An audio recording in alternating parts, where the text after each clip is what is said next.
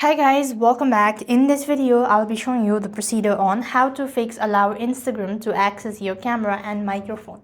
So whenever you try launching the Instagram application and you go to the camera section and you could see this option that is enable camera and microphone, right? So when this happens, what you could do is here, you could simply go ahead and on Instagram, you could just go ahead and long press, and then you want to go ahead and long press the Instagram application, after which you want to simply go to the app info section, and then moving on you want to come to the permissions tab.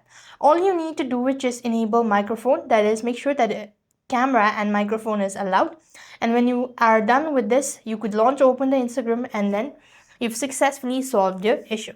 So this way you'll be able to fix allow Instagram to access your camera and microphone.